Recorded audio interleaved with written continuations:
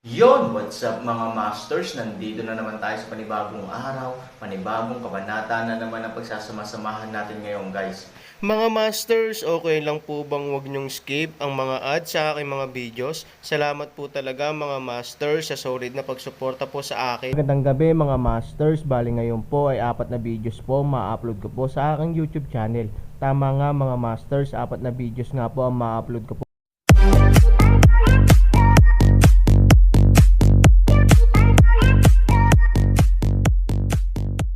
Bali mga masters, kung bago ka pa lang po sa aking YouTube channel, please click the subscribe button, lalong-lalo na po yung notification bell guys, para maging connected pa rin tayo sa isa't isa at maging updated kayo sa mga susunod ko pang video. Bali mga masters, bago natin umpisahan ng kwento ay mag-shoutout po muna tayo para sa mga solid nating tagapakinig. Shoutout kay Ronald Gutierrez, shoutout kay Rumpino JR. Yun na nga mga masters, no? Bali hindi na ito patagalin. In 3, 2, 1, let's go! Kabanata 2336 hanggang 2340. Matapos ang hitsura ni Chen Tixin, ang kapaligiran ng ibang mga ospital ay nagbago. Kahit na si Aaron o si Huang Xiaoyong, alam nilang lahat na hindi magaling sumama ang taong ito, ngunit hindi nila maisip kung bakit siya dumating. Pinuntahan ni Chen Yanran si Chen Tixin sa unang pagkakataon at tinanong, "Kuya, bakit ka nandito?" Tumingin si Chen Tixin kay Aaron na may panunuya sa kanyang mukha at sinabing, "Sisirain ko ang ginawa ng taong ito." Mukhang walang pakialam si Hansanya. Bagamat hindi niya alam ang sinabi ni Chen Tixin, wala siyang kahit katiting na takot kahit na alam niya ang pagkamatay ng 3 tao sa Imperial Court noong nakaraan. Ang pinakamasamang resulta ay ang maging tama sa Imperial Court. Hindi ito isang bagay na hindi kayang tiisin ng Aaron. Ngunit si Huang Xiaoyong ay nagsimulang matakot nang marinig niya ito, at ang kanyang mukha ay namutla. Ipinanganak siya sa korte ng imperial. Alam na alam niya kung gaano kalakas ang Imperial Court. Sa sandaling kumalat ang balita ng pagpatay ni Aaron sa mga tao sa korte ng imperial, hinding-hindi na pababayaan ng korte ng imperyo si Aaron. At sa harap nila, ang 3 eksperto sa korte ng imperial na ito ay sapat na upang painumin ng isang palayok ang Aaron. "Kuya, anong ginagawa mo? Huwag kang magulo." Sabik na sinabi ni Chen Yanran na sa wakas ay nakahanap na siya ng pagkakataong mailigtas ang Aaron. Bagamat hindi pa niya nakikita ang mga resulta, naniniwala siya na hanggat mayroon siyang pasensya, magagawa niya ito sa madaling panahon, ngunit kung darating si Chen Tixin sa kaguluhan, sisirain nito ang kanyang pagkakataon. It's none of your business. Kung gusto mong makakita ng magandang play, huwag kang magsalita. Kung ayaw mo, umuwi ka na. Malamig na sabi ni Chen Tixin. Biglang naramdaman ni Chen Yanran ang malamig na pakiramdam ng pagtutol kay Chen Tixin, kaya medyo naliligaw siya. Kahit kailan hindi siya tinatreto ng kapatid niya ng ganito ang ugali. Paano siya biglang magbabago? Pumunta si Chen Tixin kay Biang at yumuko ng malalim. Sabi niya, "Tatlong matanda, alam kong sinisiyasat mo ang balita ng 3 tao na pumunta sa lungsod ng Longyan noong nakaraan. Alam ko kung nasaan sila." Oh, nagtaas ng kilay si Biang at tumingin kay Chen Tixin. Bagamat hindi niya kilala kung sino ang taong ito, dapat ay malinaw na malinaw sa kanya ang kanyang posisyon. Hindi na kailangang sabihin, ang pagtatapos ng kanyang kalokohan sa harap niya. Since he dares to say so, I'm afraid there are some clues. Pinagpapawisan na si Huang Xiaoyong. Paano malalaman ni Chen Tixin ang tungkol dito? Obvious naman na sila lang ni Aaron ang nakakaalam nito. "Master, ano pong problema? Paano malalaman ni Chen Tixin?" Bumulong si Huang Xiaoyong kay Aaron. Tumingin si Aaron kay Chen Yanran. Ito ba ang buntot ng fox niya? Ngunit sa panahong ito ay walang abnormal na pagganap si Chen Yanran, tiyak na hindi ito ang epekto ng pag-arte. Masasabi ba natin na ginamit lang ni Chen Tixin ang kapatid na ito? "Hindi ako sigurado," sumagot si Aaron. Nanginag si Huang Xiaoyong at huminga ng mahabang hininga, at patuloy na nagtanong, "Ano ang dapat nating gawin?" Kung alam nila, tapos na. Aaron liwanag ng isang ngiti, sinabi, "Hindi upang tapusin, makatitiyak, may problema block ko, ay walang kinalaman sa iyo. Ang pangungusap na ito ay hindi nagbibigay ng katiyakan kay Huang Xiaoyong, kahit na hindi siya magkakaroon ng anumang magkasanib na pananagutan, na hindi kaginhawaan para kay Huang Xiaoyong, dahil ayaw niyang ma-accident kapag ayaw niyang ma-accident sa Aaron. Pagkatapos ng lahat, ito ang kanyang Panginoon. Pagkatapos ng lahat, kakailanganin niyang umasa sa Aaron kapag nasira ang kanyang magiging estado. Saan iyon? Sa oras na ito, tinanong ni Biang si Chen Tiexen. Si Chen Tiexen ay may masayang ngiti na parang tagumpay sa paghihiganti sa kanyang mukha. Hindi niya pinangarap na ang pagkakataon ay maaaring dumating ng biglaan na sa wakas ay magkakaroon siya ng pagkakataon na sirain ang Aaron. Hanggat ang Aaron ay namatay, ang mansyon ng Panginoon ng lungsod ay kasangkot din, at ang pattern ng lungsod ng Longyan ay magbabago ng malaki. Bilang karagdagan sa kontribusyon ni Chen Tiexen sa bagay na ito, ang korte ng imperial ay walang casual na sinabi na walang sino man ang makakapagpabagal sa posisyon ni Chen sa lungsod ng Longyan. Aaron, sa tingin mo ba may mga bagay pa bang mate atago? Gusto mo bang ikwento ko pa sa'yo ang kakaiba ng garden mo? Sabi ni Chen Tiexen kay Aaron. Hindi inaasahan ni Han Sanchen na alam talaga ni Chen Tiexen. Nang pag-isipan niyang mabuti, tila ang matinding reaksyon ni Chen Yanran ang pumukaw sa hinala ni Chen Tiexen. Ito ang kanyang kawalang ingat. Hindi niya inasahan na mahuhulaan ni Chen Tiexen ang katotohanan ng bagay sa pamamagitan ng maliit na bagay. Pakiusap, tulungan mo akong malaman kung ano ang kakaiba. Sabi ni Aaron. Bakas sa mukha ni Chen Tiexen ang ekspresyon ng panunuya. Sa kanyang opinyon, ang Aaron ay hindi nang ahas na aminin ito, na malinaw na natatakot. Hindi ko inaasahan na natatakot ka rin. Natatakot ka ba sa kamatayan o sa desisyon ng korte ng imperial? Nabalitaan ko na ang korte ng hari ay may mas matinding sakit kaysa kamatayan, at baka ito ay dumating sa iyo. Sabi ni Chen Tiexen. Kalmadong umiling si Aaron at sinabing, aalis ako dito ngayon. Walang makakapigil sa akin, at kaya kitang patayin bago ako umalis. Naniniwala ka ba? Agad na nagyelo ang ekspresyon ni Chen Tiexen. Hindi siya nang ahas na gamitin ang kanyang buhay para subukan ang katotohanan ng mga salita ni Aaron.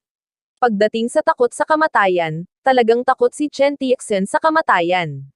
Kung hindi siya willing to pay the risk, hindi siya mananatili sa Erlangjing. Si Chen Tiexen ay walang kamalay-malay na umatras ng ilang hakbang, na parang naghahanap ng proteksyon ng Imperial Court.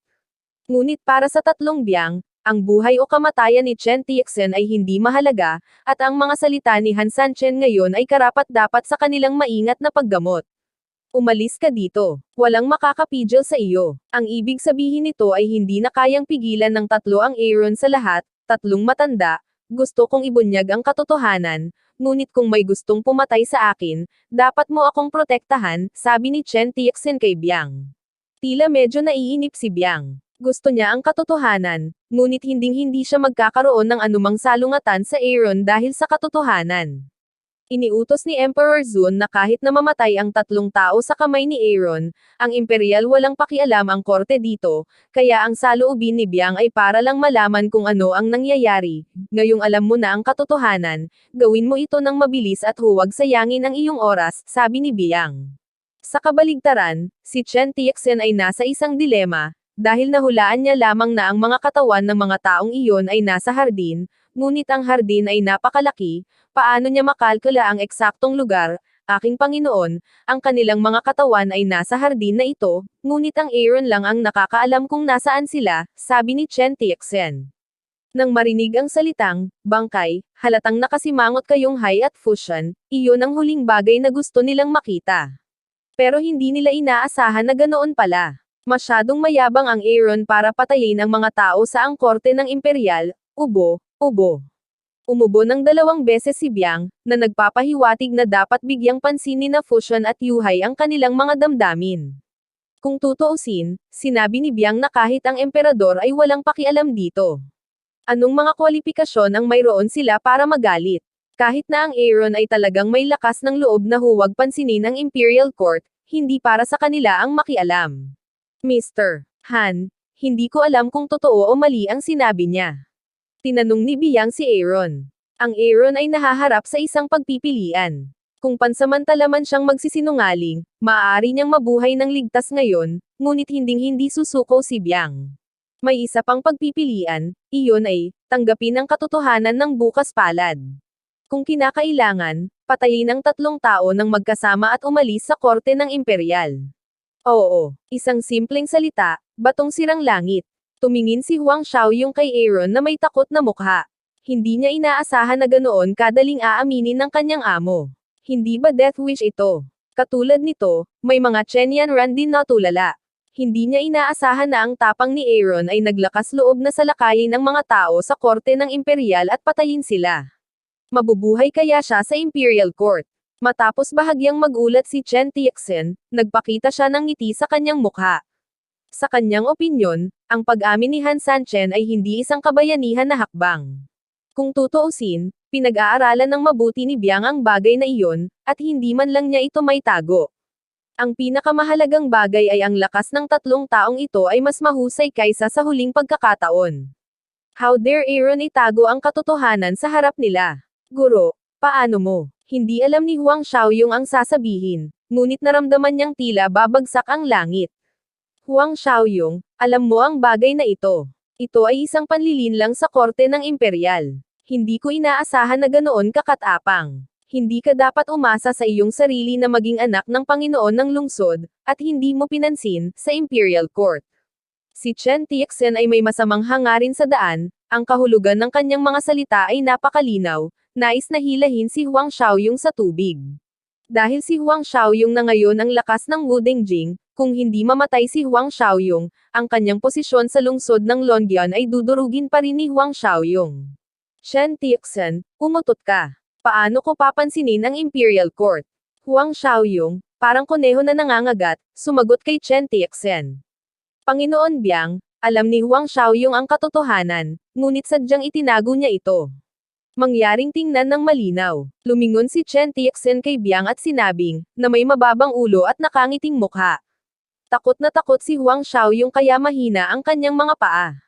Kung talagang gustong imbestigahan ni Biang ang responsibilidad ng City Master's Office, matatapos na siya. Bukod dito, maging si Huang Houyi ay magkakasama at magkakahiwalay na mananagot. Natatakot ako na masira ang pamilya Huang. Mr. Han, hindi ko alam kung nasaan ang mga katawan nila. Tinanong ni Biang si Aaron, at walang paninisi sa kanyang tono. Para sa ugali ni Biang, medyo kakaiba ang pakiramdam ng Aaron. Dahil nakumpirma na ang usapin, bakit hindi niya sinasadyang magalit? Matagal na ba niya itong nahulaan, o wala man lang siyang pakialam sa buhay ng 3 tao? Dahil hindi niya nabasag ang kanyang mukha, hindi kailangang magmadali ang Aaron upang magsimula, na nagsasabing, dahil ito ay kredito ni Chen Tixin, hayaan siyang gawin ito. Itinuro ni Aaron ang lugar kung saan inilibing ang bangkay at sinabi kay Chen Tixin, ito na ang pagkakataon mo para magsagawa ng meritorious service. Hindi mo ba naiintindihan? Hindi nagduda si Chen Tixin na naroon siya. Matapos makahanap ng asarol, hinukay niya ang lugar na itinuro ni Aaron. Si Chen Tixin ay nagsumikap ng husto, dahil pakiramdam niya ay dapat na maliwanag ang kanyang kinabukasan. Isang malaking tagumpay na mahanap ang 3 tao sa Imperial Court noong nakaraang pagkakataon. Ipinantasya pa niya na baka ma-appreciate siya ng emperador dahil dito, Kaya kinuha niya ang pagkakataong ito para makapasok sa Imperial Court. Kung makapasok siya sa Imperial Court, hindi na kailangang mag-alala si Chen Tixin sa paghahanap ng kanyang amo. Bukod dito, tiwala siya na hanggat papasok siya sa korte ng imperial, tiyak na asenso siya ng mabilis. Aaron, hindi mo pinangarap na magiging ka ngayon. Nakangiting sabi ni Chen Tixin. Habang hinuhukay ang lupa, makikitang muli ang katawan, walang ideya si Huang Xiaoyong kung ano ang gagawin. Master, ano pong nangyayari sa inyo? Tinanong ni Huang Xiaoyong si Aaron. Huwag kang mag-alala, anuman ang katapusan nito, bubuhayin kita. Sabi ni Aaron. Nakatutok ang mga mata ni Huang Xiaoyong upang protektahan siya mula sa kamatayan. Ibig sabihin makipag-away sa Biang 3. Para sa lakas ng Aaron, walang pagdududa si Huang Xiaoyong, ngunit kahit na manalo siya sa Biang, ano ang magagawa ng 3? Kung tutuusin, ito ang kaharian ng Imperial Court. Hanggat ang Emperador Zun ay nagpapadala ng mga eksperto sa isa't isa upang arestuhin sila sa Imperial Court, wala silang paraan upang mabuhay. At ang Imperial Court ay mayroon ding mga pambihirang malalakas na tao gaya ni Jishi. Isang araw, sila ay pamumunuan ng Imperial Court. Master, matatalo mo ba sila? Mahinang tanong ni Huang Xiaoyong. Tumawa si Aaron ngunit walang sinasabi. Gayunpaman, pagkaraan ng mahabang panahon, sa wakas ay muling naliwanagan ang mga bangkay ng 3 taong nakaburol sa hardin. Tuwang-tuwang sinabi ni Chen Tiexen kay Biang, "Biang, nandito talaga." Mabilis na humakbang ang 3 tao ni Biang at tiningnan ang itsura ng 3 bangkay.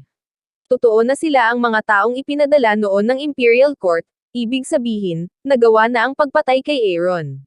Lord Biang, walang royal court sa 3,000 matanihan. How dare you kill people in the Imperial Court, and ask Lord Biang to plead guilty.